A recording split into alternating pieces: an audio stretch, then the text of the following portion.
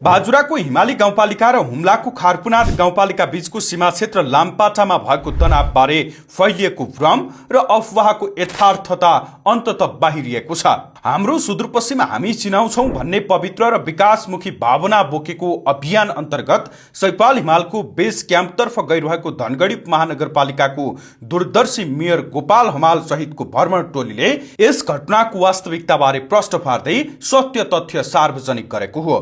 सीमा क्षेत्रमा सर्जित विवादलाई लिएर समाजमा विभिन्न नकारात्मक टीका टिप्पणी भइरहेका बेला मेयर हमालले देखाएको जिम्मेवारपूर्ण अग्रसरता र स्पष्टीकरणले भ्रमको पर्दाफास मात्रै गरेको छैन, उनको उच्च नेतृत्वदायी क्षमता र विकासशील प्रतिको सर्वत्र प्रशंसा समेत झल्काएको छ। मेयर हमालले आफूहरू विशुद्ध रूपमा सुदूरपश्चिमको अनुपम पर्यटकीय क्षेत्रहरूको प्रवर्धन र प्रचार प्रसारका लागि त्यस विकट क्षेत्रमा गएको स्पष्ट पारेका छन्। त्यहाँ देखिएको विवाद आफूहरू पुग्नुभन्दा 3 दिन अगाडि नै भइसकेको खुलासा गर्दै उनले भ्रम फैलाउने तत्त्वहरूको डटेर प्रतिवाद गरेका छन्। भ्रमण टोलीले ड्रोन उडाएका कारण विवाद उत्पन्न भएको भन्ने हल्लालाई पूर्ण रूपमा निराधार, कपोकल्पित र भ्रमपूर्ण ठहर गर्दै मेयर हमालले त्यसको सत्यको पक्षमा दह्रो रूपमा खम्बा बनेर उभिने काम गरेका छन्। प्रतिकूल परिस्थिति र अनर्गल प्रचारका बीच पनि संयमतापूर्वक यथार्थ बाहिर ल्याएर उनले आफ्नो उच्च राजनैतिक संस्कार र नागरिक प्रतिको अगाध दायित्व पुनः प्रमाणित गरेका छन्।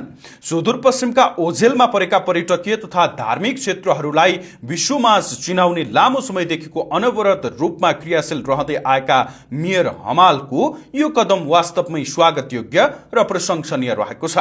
व्यक्तिगत स्वार्थ र राजनैतिक लाभ भन्दा माथि उठेर आफ्नै सक्रियता र निस्वार्थ भावनाले सुदूरपश्चिमको समृद्धिका लागि अहोरात्र खटिने उनको यो अभियानले धेरैका लागि प्रेरणा जगाएको छ। अफवाहको पछि नलागी सुदूरपश्चिमको सुन्दरता र विकासमा ध्यान केन्द्रित गर्न समेत उनले सबैलाई आग्रह गरेका छन्। घटनाको यथार्थता के थियो, गोपाल हमाल आफैले जारी गरेको यो भिडियो सन्देश हेर्नुहोस्। सूचना दिन खोजेको खास के हो भने ड्रोन उडाएर यो घटना जुन घट्यो लामपाटामा भन्ने छ, यो गलत हो, गलत आएको छ र प्रहरी प्रशासनले जो सूचना दिएको छ भने छ, यदि प्रहरी प्रशासन या त सूचना गलत छ या उहाँहरूले इन्टेन्सनली यो सूचनाले गलततिर मोड्दै हुनुहुन्छ।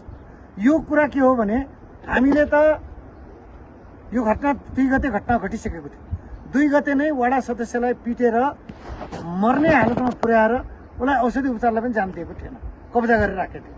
उनको घर कब्जा थियो, उनको रासन कब्जा थियो, सबै कुरा कब्जा थियो। हामीलाई यो इन्फर्मेसन थिएन। हामी त 5 गते मात्रै पुग्या हो त्यहाँ। हामी पुग्नुभन्दा अगाडि त हिमाली गाउँपालिकाको प्रमुख प्रशासकीय अधिकृतलाई पिटिसकेका थिए, त्यहाँको अरू कर्मचारीलाई पनि पिटिसकेका थिए, मोबाइल खोसिसकेका थिए। अनि यो ड्रोन उडाएर यो चाहिँ यो द्वन्द्व सिर्जना गर्नु पर्यो भन्नु चाहिँ त्यसैमा हास्यास्पद हुन्छ। यो गलत कुरा हो। गलत कुरा चाहिँ सम्प्रेषण नगरिदिनुहोस् प्लिज, हाम्रो अनुरोध छ। हामी धेरै दुःख, एउटा त धेरै एउटा हामी पवित्र भावना हामी लडाइँ गर्न आएको होइन। हामी चाहिँ के छ भने हाम्रो सुदूरपश्चिम हामी चिनाउँछौँ भन्ने अभियान अन्तर्गत हामी सुदूरपश्चिमको चाहिँ नक्सामा सुदूरपश्चिमै देखाएको छ, सबैले सुदूरपश्चिमै भन्छ होइन। त्यही हिसाबले जाउँ न त, रानीसेन धेरै चाहिँ सुन्दर ठाउँ छ र रानीसेन धेरै मान्छेलाई थाहा छैन। आन्तरिक पर्यटक बढ्यो भने भोलिको दिनमा राज्यको पनि ध्यान जाला, त्यहाँ बाटोघाटो खुल्ला, मान्छेले पर्यटक बढ्यो भने त कुल्लीले बोक्ने भारी बोक्नेले भारी बोक्न पाउला, जिप चलाउनेले जिप चलाउन पाउला होइन। त्यसरी ग्रामीण भेगमा दुर्गम भेगमा चाहिँ रोजीरोटीको एउटा सुनिश्चितता होला, रोजगारीको सुनिश्चितता होला भन्ने हिसाबले हामीले यसलाई चाहिँ यो पिछडिएको क्षेत्र बाजुराको त्यो सुन्दर ठाउँलाई देखाएर केही हामीले मद्दत गर्न सक्छौँ कि त्यो सूचना मार्फत भन्ने पवित्र उद्देश्यको त हाम्रो अरू कुनै स्वार्थ छैन होइन। हाम्रा त्यहाँ कुना कन्दरामा बसेका दाजुभाइले भोलिको दिनमा आफ्ना उत्पादन गरेका चिज बिक्री गरेर भए पनि गुजारा गर्न सक्छन् होइन, थातथलो छोड्नु पर्दैन भन्ने उद्देश्य हो। अब हामीले धनगढीबाट 31 गते हामी हिँड्यौँ। 29 गते बाजुरा जिल्ला र अछाम जिल्लाको सिडिओ साहबलाई हामीले पत्र पठाएका छौँ। पत्रमा भ्रमण तालिका पनि पठाएको छौँ। भ्रमण तालिकामा कुन दिन हामी कहाँ जान्छौँ, कुन दिन बिहानको खाना कहाँ खान्छौँ, राति बास कहाँ बस्छौँ भनेर पठाएका छौँ। एक कुरा 29 गते 31 गते हामी हिँड्यौँ। हाम्रो यत्रो हिँड्दाखेरि हामीलाई यस्तो यस्तो विवाद 3 गते आखिर विवाद भइसकेको रहेछ। हामीलाई कुनै इन्फर्मेसन नभइदिएको भए रानीसेन जान 5 घण्टा बाँकी थियो पुग्नलाई। हामी 5 घण्टाबाट फिर्ता भयो। जहाँ हामी जाने लामपाटा भन्ने ठाउँमा हामी खाना खाने र त्यो खाना खाइसकेपछि त्यहाँबाट हिँड्ने र रानीसेन बस्ने हाम्रो प्लानिङ थियो। हामी त्यहाँबाट लखेटिनु पर्यो। हामी लखेटेर आयौँ। हामी लखेटेर आउँदाखेरि बाटोमा हामीलाई जान नदिने, अब उता पनि जान नदिने, यता पनि जान नदिने। फर्किनु भने बाबा हामी फर्किन्छौँ, हामीलाई यो विवादको चाहिँ सरकार पनि छैन, हामी फर्किन्छौँ भन्दाखेरि हामीले जाने तर्न खोजेको त्यो पुलको पटराहरू उप्काइदिएर हामीलाई अवरोध सिर्जना गरियो त्यहाँ पुल तर्न। हामी जसोतसो तरेर यहाँसम्म आयौँ र अहिले हामी बौडी भन्ने ठाउँमा बसिरहेको छौँ होइन। र हामीले साथमा जाँदाखेरि अहिले हामी फर्किरहेको बेलामा 7 जना विद्यार्थी, धनगढीको एउटा स्कुलको 7 जना विद्यार्थीहरू 12 पास गरेको जाँदै हुनुहुँदो रहेछ। उहाँहरूलाई हामीले फिर्ता गऱ्यौँ, नजानुहोस्, आउनुहोस् फिर्ता, हिँड्नुहोस्। हामी टोलीमा धनगढीको हाम्रै बच्चाहरू रहेछन्, जाउँ भनेर फिर्ता लिएर अहिले हामीसँगै राखेको छौँ। हामीले भनेपछि हामी एउटा जिम्मेवार पदको मान्छे थियौँ। हामीलाई यदि सूचना भइदिएको हामी कुनै पनि हालतमा त्यहाँ जान्थेनौँ।